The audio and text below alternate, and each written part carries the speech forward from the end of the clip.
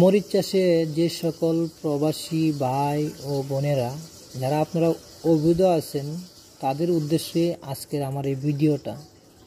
আমি জানি না আপনাদের কার চোখে ভিডিওটা পড়ে, কিন্তু আশা করি যার চোখে ভিডিওটা পড়ে আপনারা ধৈর্য সহকারে একটু দেখবেন 2 মিনিট, তাহলে হয়তো আপনারা বুঝতে পারবেন যে আমি কি কথাগুলো আপনাদের জন্য বলছি। বর্তমানে মরিচ চাষের সরকারে কিন্তু অলরেডি অনেক পুলিশ দিয়েছে বাংলাদেশি অবৈধ যারা আছে তাদেরকে ধরার জন্য। বর্তমানে কিন্তু প্রতিদিন 10 জন 20 জন অবৈধ লোক কিন্তু মরিচ চাষে ধরতেছে আর তাদেরকে বাংলাদেশে পাঠাতেছে। তো আপনারা যে যেখানে কাজ করেন, হয়তো অনেকেই অনেক রকমের কাজ করেন, এটা তো আমরা জানি। তো যে যেখানে কাজ করেন সেখানে থাকারই চেষ্টা করবেন। আমি মনে করি আপনাদের শহরে আসারও কোনো প্রয়োজন নাই বা কোনো বাজারে আসারও কোনো প্রয়োজন নাই। যেহেতু আপনারা পালিয়ে গেছেন, সেক্ষেত্রে হয়তো অনেকেই হয়তো অনেক কিছু করতে পারছেন পালিয়ে যায়, বাট অনেকেই কিন্তু অনেক কিছু করতে পারেন নাই। সেই জন্যই আমি কথাগুলো বলতেছি, আপনাদের শহরে আসার কোনো প্রয়োজন নেই। আর ইচ্ছা করে কিন্তু কোনো একটা প্রবাসী বা বাংলাদেশি ভাই বোনেরা ইচ্ছা করে কিন্তু কেউ অফিস থেকে পালিয়ে যায় নাই। যেমন আমি আপনাদেরকে একটা কথা বলি, যেমন আমার অফিসেই কিন্তু অনেকেই পালিয়ে গেছে। কেউ আছে ইচ্ছা করে গেছে, আবার কেউ আছে অনেক কষ্ট নিয়ে কিন্তু পালিয়ে গেছে। যেমন কেউর 8 বছর শেষ হয়ে গেছে। 8 বছর শেষ হয়ে গেলে কিন্তু একটা প্রবাসী অনেক কিছুই করতে পারে।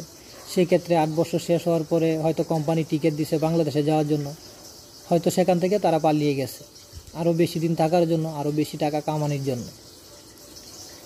আর কিছু আমার ভাইয়েরা আছে যারা 2 বছরের কন্ট্রাক্টে বা 3 বছরের কন্ট্রাক্টে বাংলাদেশ থেকে আসছে, হয়তো দেখা যায় 3 লাখ 4 লাখ 2 লাখ টাকা খরচ করে তারা আসছে। তো একটা মানুষ 2 বছর বিদেশ করে, আমার মনে হয় না যে বাংলাদেশ থেকে যে টাকাটা খরচ করে উনি আসছে সে টাকাটা 2 বছরে তুলতে পারে। তো 2 বছর হইলে একটা বাংলাদেশি প্রবাসী ভাই যদি বাংলাদেশে রিটার্ন পাঠাইয়া দেয় 2 বছর পরে, সে কিন্তু যাওয়ার মতনও কোনো অবস্থা থাকে না। সেই ক্ষেত্রেই কিন্তু সে হয়তো পালিয়ে গেছে, কারণ সে যে আসছে 2 বছরে যে ফ্যামিলির জন্য কিছু করতে পারে নাই বা নিজের জন্য কিছু করতে পারে না, সেই জন্যই কিন্তু সে পালিয়ে গেছে। এই হলো পালিয়ে যাওয়ার অনেক কারণ।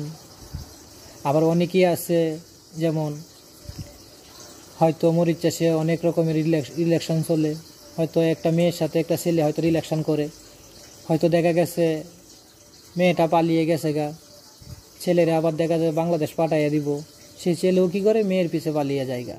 তো এরকমভাবেই অনেকে পালিয়ে গেছে। তো যেই পালিয়ে গেছেন, আমি দোয়া করি ব্যক্তিগতভাবে আপনারা যে যেখানে আছেন যাতে আপনাদের স্বপ্ন পূরণ করতে পারেন, সেই দোয়াই আমি সবসময় করি, সেই দোয়াই আপনাদের জন্য সবসময় করি। কিন্তু আপনারা সাবধান থাকবেন। যেহেতু আপনারা পালিয়ে গেছেন, এখন তো আর কিছু করার নাই, থাকতে তো হবে না। তো যতটুকু আপনারা সেফটি নিজের দিয়ে রাখতে পারেন অতটুকু সবসময় চেষ্টা করবেন যাতে আপনাদের স্বপ্নগুলো পূরণ হয়। আর অনেকে আবার বলেন, বাংলাদেশ থেকে হয়তো অনেকেই কমেন্ট করেন যে ভাই লোক কবে নেবে, লোক কবে নেবে। ভাই লোক এটির মধ্যেও কিন্তু বাংলাদেশের যে হাই কমিশনার, উনি কিন্তু আপনাদের লাইফে হয়তো অনেকেই কথা বলছে, হয়তো শুনছেন। আর আশা করি উনি আপনাদের জন্য অনেক চেষ্টা করতেছে। হয়তো অল্প কিছুদিনের ভিত্তি হয়তো মরিচ চাষের ভিসা খুলে দেবে, কিন্তু এটা আমরা শিওর দিয়া কিন্তু মরিচ চাষে কেউই বলতে পারে নাই, কোনো এজেন্সি কন বা হাই কমিশনার কন বা আমরা শ্রমিক যারা আছি, আমরা কিন্তু কেউই কিন্তু শিওর দিয়ে আপনাকে বলতে পারতেছি না যে অমুক মাসে নিয়ে আসবে। যখন মরিচ চাষের ভিসা খুলবে আপনারা সবাই জানতে পারবেন, সবাই কিন্তু জানতে পারবেন, কারণ মরিচ চাষের সাথে অনেকেরই যোগাযোগ আছে। হয়তো একজনে জানলে আপনারা 10 জনে জানতে পারবেন। তো আপনারা ধৈর্য ধরেন।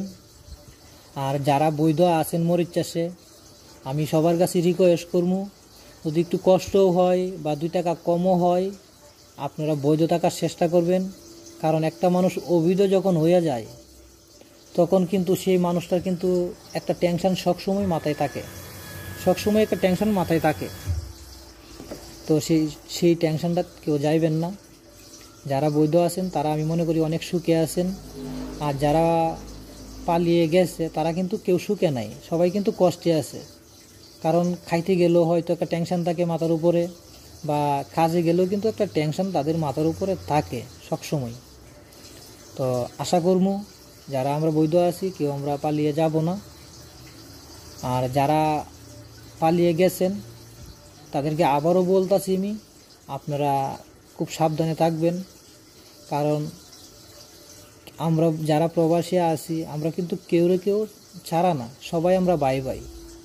আপনি কষ্ট করবেন বা আমি সুখ করবো এটা কিন্তু না, আমরা চাই সবাই সুখে থাকি। আপনি পালিয়ে গেছেন ভালো কথা, আপনিও সুখে থাকেন, আমরা বৈধ আছি আমরাও সুখে থাকি, আমরা সবাই মিলে সুখে থাকি, এটাই আমি সবসময় চাই। তো সবাই ভালো থাকবেন, সুস্থ থাকবেন।